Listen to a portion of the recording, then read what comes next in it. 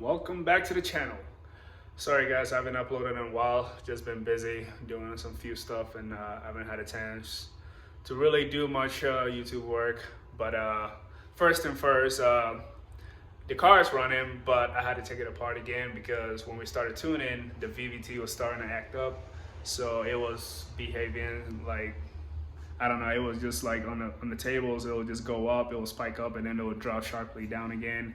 And then the car was also throwing a P0016 code for crank sensor correlation, meaning because I degrade the cams to the spec that Kelford gave us, the trigger wheel on the intake side is not where it's supposed to be anymore. So the sensor and the factory sensor is not really reading it properly. So it thinks the car is not a TDC, which is actually is a TDC, but the fact that the trigger wheel is not where it's supposed to be is throwing that code of confusion. Now, when we started tuning, it wasn't really affecting the car at all. The only thing that we saw, the only anomaly that we saw was just the VVT acting up. So what I did was I popped the cover back off again and retimed the motor, and I brought the intake side back to 0, which is stock again. But I left the exhaust cam where it's at. I left that on degree because the exhaust cam follows what the intake is doing, so there's no point in like putting that also back to 0. Might as well just leave that degree that I can get a little more exhaust gases flow. So I left that alone and I retimed the motor again and I put it back to normal. So it's now behaving properly. It's not throwing any more codes because the trigger wheel is where it's supposed to be, which is really confusing because what Kelford gave us, the spec that Kelford gave us to like degree the cams to is what we did to, but however, I'm guessing maybe the trigger wheel was placed differently, so it's not matching the spec that Kelford provided. So we brought it back to 0 and decided to like roll it on with it. We can always add more VVT during tuning and it will just behave the same way. So I'm fine with that. It's running properly now, and we're gonna keep doing more tuning.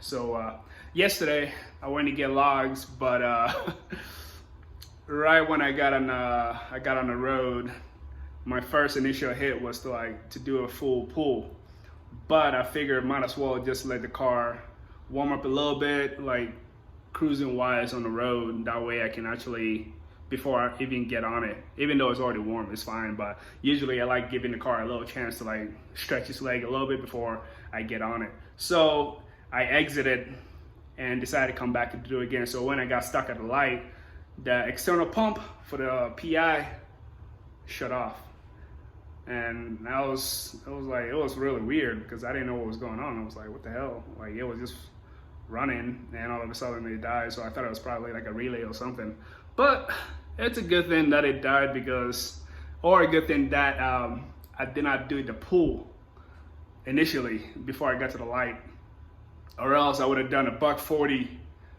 from 60 to a $140 pull, wide open throttle, and the pump would have shut off in the middle, and there goes the engine right there. So thank God that I did not get on the car. I decided to wait until I'm on my way back before I do the pull, and I guess that's where the pump died. So I brought it back home. So as I showed you guys before, I have 2 pumps for the port injection, and usually I only just run one of them at a time.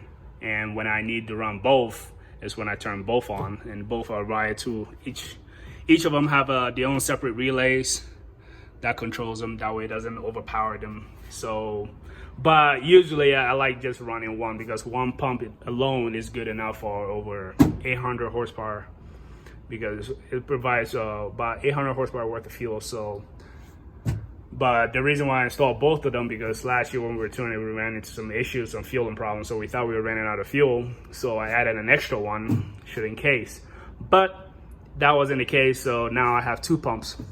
And one of them, last night, I was just running this pump, and that was the one that went off. So I decided to like hook this one back up and started running this pump instead.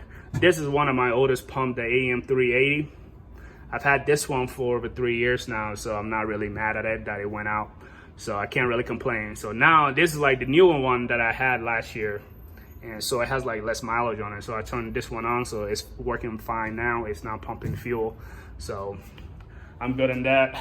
So I'm gonna do that, and I'll be getting some logs tonight, and I'll try to get some videos of just a couple pulls. So stay tuned.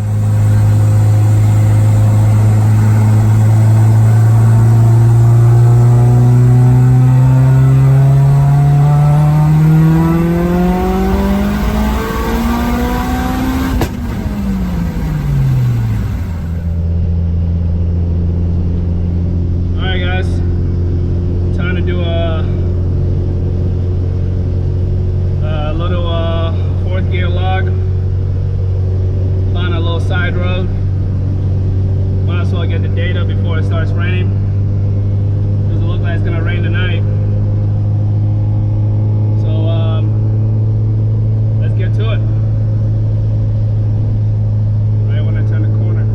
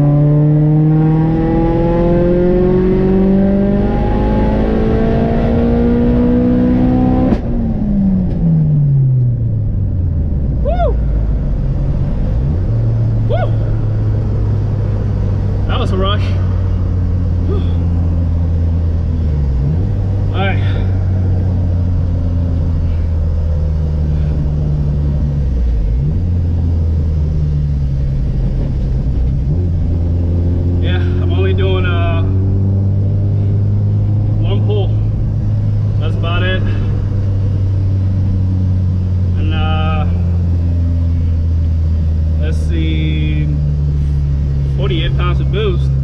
Nah, that can't be right. Either way, that was a rush. It was moving. Alright. Yeah, sorry, I can only do one. Looks like it's starting to rain a little bit. And I do not want to risk it, so I'll save the other pool for the next time. But boost set in, yeah, it says 48 pounds. It might just be a little spike because I tapped the limiter, but I'm pretty sure it's like 40 pounds because the wastegate spring that I have in there, it's only an 18-pound wastegate spring, and it's only good up to 34 pounds of boost. But you can spike to 40 pounds and it will taper down to 34. So I think on the AP it says 48. I think it might just be a low spike, but other than that, it felt good. Fuel pump is pretty loud, supplying enough fuel, no knock. Then we good.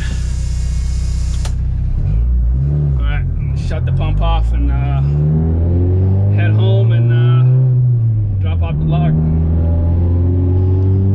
Yeah, I don't mean that kind of log. I mean the data log from the car. All right. Well, I hope it looked good on the camera. I can't really tell. I'm using my phone to like take a peek at it at the same time while I'm looking at my access port, making sure everything is good.